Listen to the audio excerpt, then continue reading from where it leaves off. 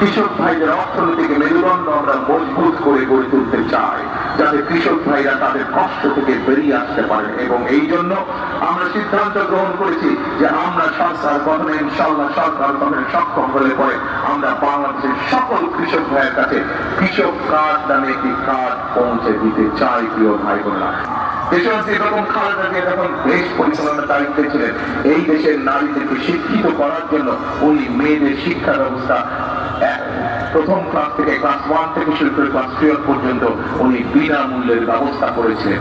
সেই বোনেরা সেই মেয়েরা আজ শিক্ষিত হয়েছে। আজ আমরা আমাদের দেশের নারীরা ছেলেদের মতন সমান সমান হারে শিক্ষিত। কিন্তু শুধু শিক্ষিত হলে চলবে না। আগামী বিএনপির গত বিএনপি সরকার দেশের নারীদেরকে শিক্ষিত করেছে। আমরা সিদ্ধান্ত করেছি ইনশাআল্লাহ আগামীতে বিএনপি সরকার গঠন করলে এই মা বোনদেরকে আমরা অর্থনৈতিকভাবে স্বাবলম্বী করে গড়ে তুলতে চাই। এবং সে কারণে আমরা সিদ্ধান্ত গ্রহণ করেছি যে বাংলাদেশে আগামীতে বিএনপি সরকার গঠন করলে পরে আমরা ধীরে ধীরে প্রত্যেকটি খেটে খাওয়া মানুষের কাছে, প্রত্যেকটি খেটে খাওয়া গৃহিণী পরিবারের গৃহিণীর কাছে, মায়ের কাছে আমরা ফ্যামিলি কার্ড পৌঁছে দিতে চাই। যে ফ্যামিলি কার্ডের মাধ্যমে প্রত্যেকটি পরিবার প্রতি মাসে সরকারের পক্ষ থেকে একটি সহযোগিতা পাবে এবং ধীরে ধীরে এই সহযোগিতার মাধ্যমে সেই পরিবারটি আস্তে আস্তে স্বাবলম্বী হবে। একটি একটি করে পরিবার স্বাবলম্বী হবে। আস্তে আস্তে শত পরিবার, হাজার পরিবার, লক্ষ পরিবার, কোটি পরিবার ইনশাআল্লাহ একদিন স্বাবলম্বী হয়ে উঠে দাঁড়াবে। পরিবার যখন স্বাবলম্বী হবে, গ্রাম স্বাবলম্বী হবে, উপজেলা স্বাবলম্বী হবে, জেলা স্বাবলম্বী হবে, বিভাগ স্বাবলম্বী হবে এবং পরিশেষে বাংলাদেশ স্বাবলম্বী হয়ে উঠবে। প্রিয় ভাই বোনেরা,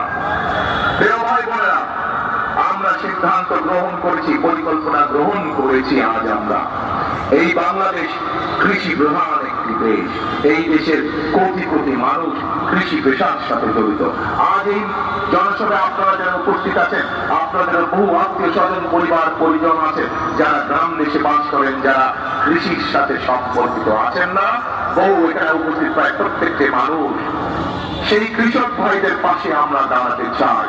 কৃষক ভাইদের অর্থনৈতিক মেরুদণ্ড আমরা মজবুত করে গড়ে তুলতে চাই, যাতে কৃষক ভাইরা তাদের কষ্ট থেকে বেরিয়ে আসতে পারেন। এবং এই জন্য আমরা সিদ্ধান্ত গ্রহণ করেছি যে আমরা সরকার গঠনে ইনশাআল্লাহ সরকার গঠনে সক্ষম হলে পরে আমরা বাংলাদেশের সকল কৃষক ভাইয়ের কাছে কৃষক কার্ড নামে একটি কার্ড পৌঁছে দিতে চাই। প্রিয় ভাই বোনেরা, যার মাধ্যমে কৃষক ভাইরা সরকারের পক্ষ থেকে কৃষক ভাইদের জন্য যে সকল সুযোগ সুবিধা থাকবে, বিনামূল্যে বীজ, বিনামূল্যে সার, বিনামূল্যে কীটনাশক ওষুধ সরাসরি আমরা কৃষক ভাইদের কাছে পৌঁছে দেব। শুধু তাই নয়,